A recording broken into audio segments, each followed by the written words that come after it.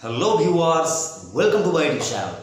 Friends, इस video के अंदर मैं आपको आज आईचार मोटर्स, आपने शायद नाम सुना ही होगा, बहुत बड़ा स्टॉक है, निफ्टी का पार्ट है, निफ्टी वाला स्टॉक है। तो इसके ऊपर ज़्यादा चर्चा होते हुए मुझे नज़र नहीं आ रहा है किसी तरफ। एक बहुत ही अच्छा स्टॉक ऐसे लाइमलाइट से हट रहा है, ये देखकर मुझे थोड़ा बहुत मतलब कह सकते हैं आश्चर्य हुआ। मतलब लोग इसके बारे में डिस्कस भी नहीं कर रहे हैं यार। इतने अच्छे स्टॉक के बारे में अगर लोग डिस्कस भी नहीं करेंगे तो कैसे चलेगा। तो आज मैं आपको आइचर मोटर के बारे में कुछ इन्फॉर्मेशन दूंगा और जिसके बेसिस के ऊपर आप ये डिसीजन ले पाएंगे कि आपको क्या करना है, खरीदारी करना है या नहीं करना है। अगर लेके रखा है तो क्या होल्ड करना चाहिए या फिर एग्जिट कर देना चाहिए। तो ये सारा कुछ जो आपके मन में जो डाउट्स वगैरह है तो वो सारा कुछ मैं क्लियर करने की कोशिश करूंगा। तो वीडियो पूरा देखिए और स्टेप बाय स्टेप मैंने जो आपको यहाँ पर मतलब जो इन्फॉर्मेशन दूंगा उसको आप गौर से देखिए, आपको समझ में आ जाएगा आपको क्या करना है। और एक बात फ्रेंड्स, अगर आपने अभी तक चैनल को सब्सक्राइब नहीं किया तो चैनल को जरूर सब्सक्राइब करना, ताकि आगे आने वाला हर वीडियो का नोटिफिकेशन आप तक जरूर पहुंचे। और रेगुलर बेसिस के ऊपर आप एक बार जरूर इस चैनल को विजिट कीजिएगा। इस चैनल के ऊपर आपको हर रोज एक वीडियो, नया वीडियो अपलोड होता हुआ दिखेगा। तो आप लोग देखते नहीं हैं, तो इस वजह से मतलब ऐसे बहुत से इंफॉर्मेशन है जो आप तक नहीं पहुंच पाते। तो जरूर एक बार से विजिट जरूर करना। और मैंने आईटीसी के ऊपर, बजाज फाइनेंस के ऊपर भी दो बहुत ही अच्छे वीडियोस बना कर रखे, तो आप उनको भी एक बार देखिए। उनके ऊपर भी आपको क्या डिसीजन लेना है आप उनको भी समझ पाएंगे। तो चलिए आइचर मोटर को एक बार देख लेते हैं। तो चलिए फ्रेंड्स, आइचर मोटर्स की जो सबसे पहली पहचान है, अगर आप उसको जानना चाहें कि आइचर मोटर कौन है, क्या है, तो Eicher motor limited is an Indian manufacturer of motorcycle and commercial vehicle. Eicher is the parent company of royal Enfield. तो ये है आइचर मोटर्स का डेफिनेशन, मतलब आइचर मोटर क्या है। उसके बाद जान लेते हैं आइचर मोटर स्टॉक का जो मार्केट कैप है। करंट मार्केट में इसका जो मार्केट कैप अभी चल रहा है तो वो है 38,000 करोड़ का मार्केट कैप। 38,000 करोड़ का मार्केट कैप। उसके बाद हम लोग शेयर होल्डिंग पैटर्न को भी एक बार देख लेते हैं। Share holding pattern 49.28% stake promoter के पास है, जिनमें से एक भी स्टॉक गिरवी नहीं रखा हुआ है। एफआईएस के पास है 27.71% स्टेक। म्यूचुअल फंड के पास 8.5% की हिस्सेदारी। इंश्योरेंस कॉर्पोरेशन के पास 1.76% और बाकी जो डीआईएस वगैरह है उनके पास है 3.39%। तो मतलब ये जो डाटा है ये आपको 31 मार्च 2020 तक का डाटा है। तो मतलब इससे आप अंदाज़ा लगा सकते हैं कि सबके पास है, सबके पास है। वीडियो लास्ट तक देखिए, आपको पता चल जाएगा। मैं दो मतलब स्पेशल शेयर होल्डर की बात करूंगा जिनके पास भी ये स्टॉक है, तो आप वीडियो पूरा देखिए समझ जाएंगे। तो मतलब यहाँ पर आप साफ साफ देख पा रहे हैं कि आइचर मोटर के ऊपर हर वो इन्वेस्टर या फिर कह सकते हैं हर वो इंस्टीट्यूशन या फिर म्यूचुअल फंड, एफआईआईज, तो सब ने यहाँ पर सब ने रुचि दिखाई है। उसके बाद देख लेते हैं स्टॉक का जो रिटर्न प्रोफाइल है, लंबे अवधि में, शॉर्ट टर्म में कैसा रिटर्न बनाकर दिया है आइचर मोटर्स ने। तो देखिए सेंसेक्स के साथ हम लोग इसको कंपेयर कर रहे हैं 1 मंथ के चार्ट के ऊपर, यानी कि 1 मंथ के जो पैरामीटर के ऊपर अगर हम लोग देखें तो आइचर मोटर हम लोगों को देखने को मिलेगा 1.60% पॉजिटिव में है और सेंसेक्स 2.25% नेगेटिव में है 1 मंथ के चार्ट के ऊपर। बात कर रहा हूं मैं यहाँ पर 22 मई 2020 तक का मैं यहाँ पर बात कर रहा हूं। उसके बाद देखते हैं 6 मंथ के जो पैरामीटर है उसके ऊपर कैसा दिख रहा है। आइचर मोटर 6 मंथ के ऊपर डाउन है 38.81% और सेंसेक्स डाउन है 24%। 1 ईयर के ऊपर आइचर आपको डाउन दिखेगा लगभग 34% और सेंसेक्स 21%। 3 इयर्स के ऊपर आइचर आपको दिखेगा 49% के आसपास और सेंसेक्स आपको यहाँ पर फ्लैट दिखेगा, मतलब कोई रिटर्न पॉजिटिव नेगेटिव कुछ भी नहीं, बस पॉजिटिव में है, आपको हरे निशान में दिखेगा, ठीक है, 3 इयर्स के चार्ट के ऊपर। और 5 इयर्स के ऊपर आइचर आपको यहाँ पर नेगेटिव में ट्रेड करता हुआ दिखेगा लगभग 25% और सेंसेक्स आपको यहाँ पर 10% के आसपास की रिटर्न दे रहा है। तो मतलब 5 साल में आइचर ने आपको कोई रिटर्न नहीं दिया, सेंसेक्स ने आपको 10% का रिटर्न दिया। तो इससे आप अंदाजा लगा सकते हैं कि 5 साल के चार्ट के ऊपर या फिर 5 साल के पैरामीटर के ऊपर या फिर 5 साल का जो रिटर्न प्रोफाइल है उसमें आइचर तो क्या, ऑटो सेक्टर का कोई भी स्टॉक बहुत ही ज़्यादा मंदी में है। लेकिन पूरा मामला यहाँ पर आप उल्टा दिखेंगे अगर आप 10 साल के पैरामीटर के ऊपर देखें।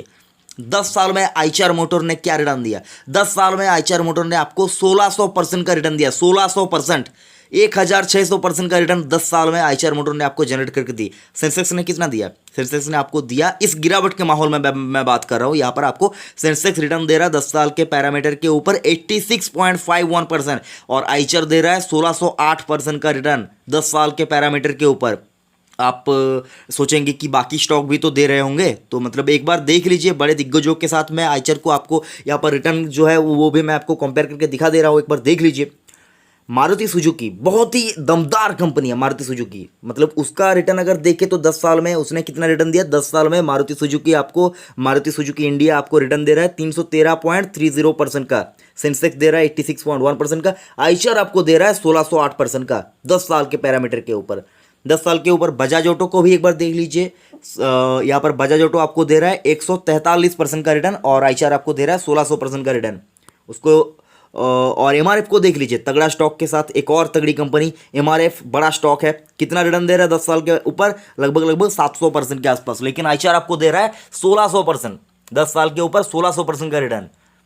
उसके बाद एमएनएम को भी एक बार देख लीजिए, एमएनएम आपको 10 साल के ऊपर कितना रिटर्न दे रहा है? लगभग 58% और आईचआर आपको दे रहा है 1600%। तो मतलब इसके ऊपर बेस करके आप ये तो अंदाजा लगा सकते हैं कि लंबे अवधि में आईचआर मोटर्स ने बहुत अच्छा रिटर्न जनरेट करके दिया है, बहुत अच्छा रिटर्न, बहुत अच्छा रिटर्न। इस रिटर्न को मैं बहुत अच्छा मानूंगा।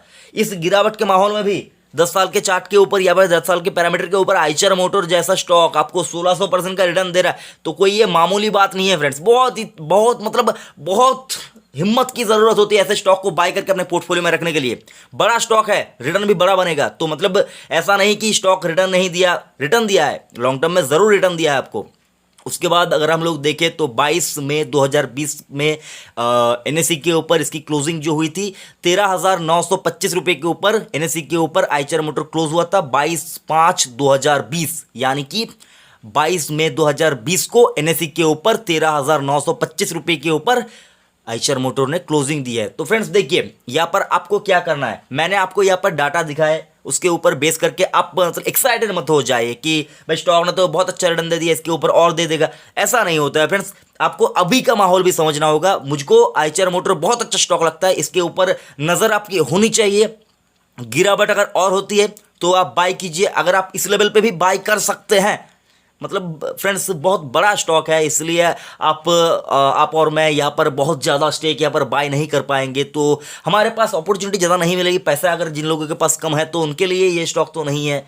एक दो स्टॉक अगर बाय करके रख सकते तो ठीक है, लेकिन ये मतलब दिग्गजों का स्टॉक है, दिग्गज स्टॉक दिग्गजों के लिए है। तो मतलब यहाँ पर अगर आप खरीदारी कर पाते हैं तो मतलब लॉन्ग टर्म में आपको यहाँ पर डेफिनेटली फायदा होगा, डेफिनेटली फायदा होगा। फायदा होने की उम्मीद मुझको यहाँ पर 99% दिखाई दे रही है। बाकी 1% की गारंटी मैं यहाँ पर नहीं ले सकता फ्रेंड्स। जो 100% की गारंटी लेगा फ्रेंड्स, मतलब वो उसको बहुत कुछ पता है।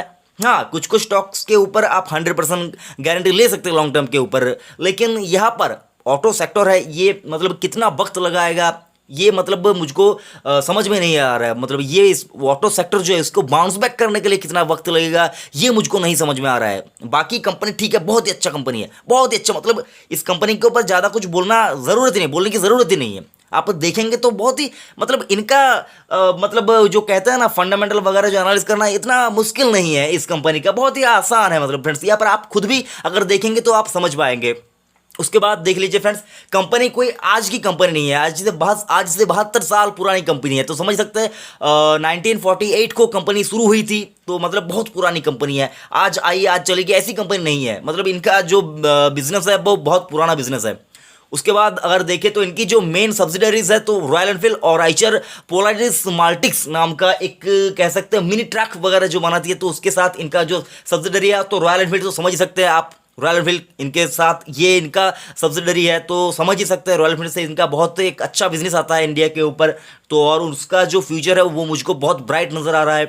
और बाकी अगर बात करें तो बसेस वगैरह भी आइशर मोटर बहुत अच्छी बनाती है। जो स्काईलाइन प्रो सीरीज है, तो मतलब स्काईलाइन प्रो सीरीज बहुत ही अच्छा एक मतलब सीरीज है बसेस के लिए, जो बहुत ही कंफर्टेबल और एयर कंडीशनिंग बस है। और अगर आप बात करें तो Eicher skyline pro electric bus मतलब पहला, इंडिया में पहला कह सकते हैं, तो मतलब पहला या दूसरा होगा फ्रेंड्स, ये आप एक बार खुद से देख लीजिए। मैं मतलब यहाँ पर गूगल करके मुझको पता चला कि पहला है, लेकिन आप एक बार खुद से देख लीजिए। मैं आपको गलत इन्फॉर्मेशन नहीं देना चाहता, अगर मैं गलत हुआ तो आपका लॉस होगा। तो इसलिए मैं कहता हूं फ्रेंड्स, यहां पर मैं जो भी जानकारी देता हूं उसको आप मान लीजिए वो गूगल के ऊपर ही तो मिलता है, मुझको तो और कहीं से जानकारी नहीं मिलती फ्रेंड्स, तो गूगल के ऊपर ही मिलता है। और आप उनको जिस जहां पर से भी आपको मतलब कुछ भी न्यूज़ वगैरह सारा कुछ या फिर कोई डिटेल्स या फिर कोई रिसर्च वगैरह मिले, तो आप जितना हो सके एक बार कम से कम उनको वेरीफाई जरूर कर लेना फ्रेंड्स। वेरीफाई करना अनिवार्य है, वो कितना भी बड़ा यूट्यूब चैनल हो, वो कितना भी बड़ा टीवी चैनल हो, वो कोई भी हो,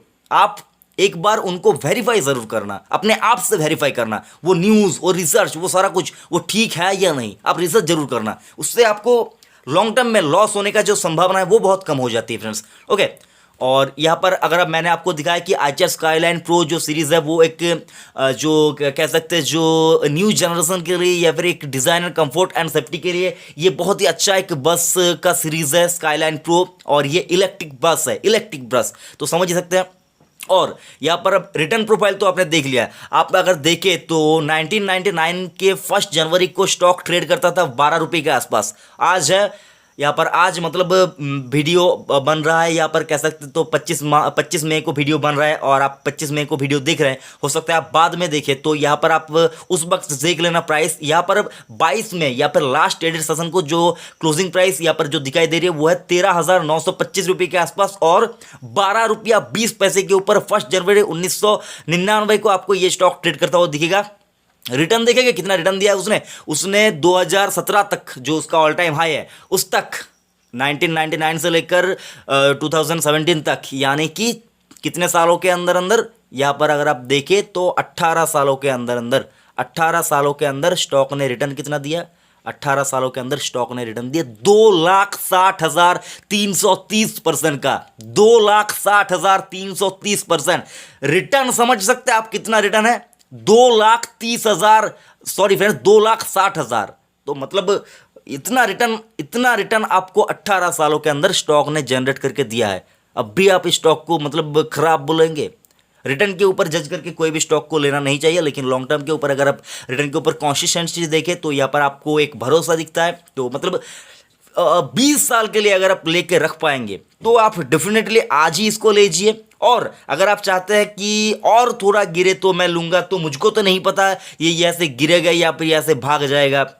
तो अगर आप जिस भी तरह से इसको जिस भी तरह से आप लेना चाहते हैं आप लीजिए। लॉन्ग टर्म के लिए अगर आप लेना चाहते हैं 20-22 सालों के लिए तो आप यहाँ पर भी ले सकते हैं, कोई भी दिक्कत नहीं है। लेकिन अगर आप शॉर्ट टर्म के लिए लेना चाहते हैं तो फ्रेंड्स आप अपने फाइनेंशियल एनालाइजर की या फिर फाइनेंशियल एडवाइजर की सलाह लेकर अपना रिसर्च कर अपना रिस्क समझकर यहाँ पर इन्वेस्ट करें। अदरवाइज लॉन्ग टर्म के लिए मोस्ट वेलकम, आप यहाँ पर भी खरीदारी कर सकते हैं। अगर आप अभी तक का सिचुएशन देखें 1999 से लेकर अभी तक 2020, यानी कि अभी तक का जो सिचुएशन है अभी देखें तो 1,14,040% का यहाँ पर रिटर्न दे रहा है। 1,14,000% का रिटर्न, 1,14,000% का रिटर्न कितने दिनों में? 21 सालों के अंदर अंदर, 21 सालों में 1,14,000% का रिटर्न कोई मतलब आसान चीज़ नहीं होती है किसी स्टॉक के लिए इतना रिटर्न जनरेट करना। और मैंने जैसा कि आपको कहा था कि यहाँ पर इनका, और एक बात फ्रेंड्स, इनका जो कर्जा वगैरह है तो यहाँ पर मार्च 2019 तक का यहाँ पर डाटा अवेलेबल है। तो यहाँ पर आपको अगर डाटा मिलता है तो बहुत अच्छा। तो मुझको यहाँ पर मनी कंट्रोल के वेबसाइट के ऊपर जो डाटा मिला तो मैं यहाँ पर आपको लोन इनका जो है अनसिक्योर लोन कहते हैं इनको, जो है लगभग 76.38 करोड़ का है, और सिक्योर लोन 110 करोड़ का है। तो मतलब ये इनका लोन बुक है, इसको भी एक बार समझ लीजिए। कर्जा मतलब ना के बराबर ही है, तो इसको मैं कर्जा नहीं मानता। बाकी 2020 का जो इनका कर्जा वगैरह है तो वो कैसा आता है अभी तक नहीं पता। तो आप उनको अगर देखने के बाद इन्वेस्ट करना चाहते हैं तो आप डिसाइड कीजिए आपको क्या करना है। लेकिन मुझको जो यहाँ पर समझ में आ रहा है फ्रेंड्स, दिक्कत वाली बात कुछ भी नहीं है लॉन्ग टर्म के लिए। लेकिन हाँ, शॉर्ट टर्म और मीडियम टर्म के लिए यहाँ पर हो सकता है दिक्कत इनको देखने को मिले। और यहाँ पर जो मैंने आपको कहा, दो स्पेशल शेयर होल्डर है, तो गवर्नमेंट ऑफ सिंगापुर यहाँ पर होल्ड करती है 4,11,397 स्टॉक, और सेंट्रल गवर्नमेंट, स्टेट गवर्नमेंट या फिर कह सकते हैं प्रेसिडेंट ऑफ इंडिया, इनके पास इंडिया के अंदर हमारे जो प्रेसिडेंट ऑफ इंडिया है तो इनके पास लगभग 39,748 स्टॉक आइचर मोटर में होल्ड करती है। तो ये डाटा आपको BSE के वेबसाइट के ऊपर मिल जाएगा, आप वहाँ पर जाकर भी एक बार वेरीफाई कर लेना। तो ये था मतलब आइचर मोटर के ऊपर आपको डिसीजन लेने के लिए क्या करना चाहिए वो सारा कुछ। तो मतलब आपको डिसीजन लेने से पहले ये सारा कुछ ज़रूर देखना चाहिए था। तो फ्रेंड्स, ये था आइचर मोटर। तो मतलब फ्रेंड्स आप समझ ही गए होंगे आइचर मोटर कैसी कंपनी है। तो मतलब जो डाटा मैंने आपके साथ अभी शेयर किया उसके ऊपर बेस करके आपको तो ये पता चल चुका है कि इसका जो फ्यूचर है, आइचर मोटर का जो फ्यूचर है वो बहुत ब्राइट है।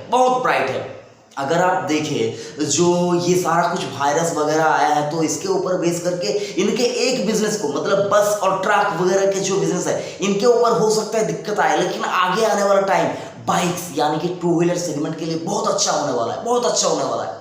तो मतलब अगर किसी को डिस्टेंस बजाय रखना है तो उसको क्या करना है, उसको अपना खुद का पर्सनल कार लेना होगा। लेकिन इंडिया के अंदर हर कोई अपना खुद का पर्सनल कार अफोर्ड नहीं कर पाता। इस वजह से अगर आप देखें तो इंडिया के अंदर हर कोई चाहता है उसकी एक खुद की बाइक हो, और जब वो बाइक लेने की सोचता है तो उसके दिल में ये ख्वाब जरूर रहता है कि मुझको एक रॉयल एनफील्ड का बाइक लेना है। तो ये जो इमोशन और सेंटिमेंट है रॉयल एनफील्ड के बाइक को लेकर, तो इसका असर बहुत ही अच्छी तरह से आप आइचर मोटर के स्टॉक के ऊपर आगे आने वाले दिनों में देख पाएंगे। मुझको यही लगता है, बाकी मैं पूरी तरह से रॉन्ग हो सकता हूं, मुझको ये लगता है। तो आपको भी एक बार देखना चाहिए, सेंटिमेंट का भी पीछा करना चाहिए। मैंने मेरे हर वीडियो में यही कहा है फ्रेंड्स, फंडामेंटल, टेक्निकल और सेंटिमेंटल, ये 3 चीजों को आपको छोड़ना नहीं है, सारा कुछ देखना चाहिए आपको। और आइचर मोटर अपने हाईएस्ट से बहुत ज़्यादा करेक्ट हो चुका है, इस वजह से भी आपको देखना चाहिए। और ये मेनली ट्रक, बस और बाइक के सेगमेंट में है। 3 सेगमेंट में अभी आपको अवेलेबल मिलेगा आइचर मोटर। तो आपको पूरी तरह से मतलब अगर आप कहें तो आइचर मोटर अभी 2 व्हीलर सेगमेंट में ज़्यादा तवज्जो दिखाने की कोशिश कर रहा है, और इनका कॉम्पिटिटर भी बहुत से हैं। मतलब अभी कुछ दिन पहले जो जावा लॉन्च हुई तो वो भी इनका एक बहुत बड़ा कॉम्पिटिटर साबित हो रहा है। तो आप देख ही पाएंगे जावा जो नए लुक के साथ जो आया तो ये इनका कॉम्पिटिटर साबित होगा। मतलब कॉम्पिटिटर नहीं है ऐसा नहीं है फ्रेंड्स, बहुत से कॉम्पिटिटर है। तो लेकिन फिर भी रॉयल एनफील्ड का क्लासिक जो है फ्रेंड्स आपको देखना ही चाहिए। हर एक जो बाइक राइडर है जो क्रूजर बाइक लेना चाहता है वो अगर आप देखें तो रॉयल एनफील्ड का जो क्लासिक है उसको एक बार ज़रूर से वो विजिट करता है, उसके बाद वो डिसीजन लेता है मुझको क्या लेना है। उसको अगर क्रूजर बाइक के साथ किसी और बाइक को कंपेयर करना है तो वो ज़रूर से जो बेस है, वो क्रूजर बाइक का जो बेस है वो रॉयल एनफील्ड का क्लासिक जो है उसी के ऊपर बेस करके वो कंपैरिजन भी करता है। तो मतलब आप समझ ही सकते हैं। और इनका जो बाकी के पार्ट्स वगैरह होते हैं, हेलमेट, ग्लव्स, बैग्स, ये सारा कुछ जो होता है, तो ये भी रॉयल एनफील्ड मतलब ये अपना एक ब्रांड बनाने की कोशिश कर रहा है। अगर आप देखें तो ब्रांड बनाने की कोशिश कर रहा है। ये मेनली बाइक्स के ऊपर नहीं फोकस कर रहा है, ये रॉयल एनफील्ड ब्रांड को ज्यादा तवज्जो देने की कोशिश कर रहा है, और एक इमोशनल कनेक्शन, सेंटिमेंट बनाने की कोशिश कर रहा है कि रॉयल एनफील्ड सबसे अलग है। तो ये बनाने की कोशिश कर रहा है, और मुझे जो लगता है रॉयल एनफील्ड का फ्यूचर मुझको बहुत ब्राइट नजर आ रहा है। बाकी आपका पैसा है, आपको डिसीजन लेना है। इन्वेस्टमेंट करने से पहले अपना एनालिसिस जरूर कीजिए, किसी की बात सुनकर रिकमेंडेशन से स्टॉक मार्केट में इन्वेस्ट मत कीजिए। वीडियो अगर आपको अच्छा लगा तो जरूर से एक लाइक करना, बेकार लगे तो डिसलाइक कीजिए, और अगर आपको लगता है चैनल को सब्सक्राइब करना चाहिए तो जरूर सब्सक्राइब करना। जय हिंद।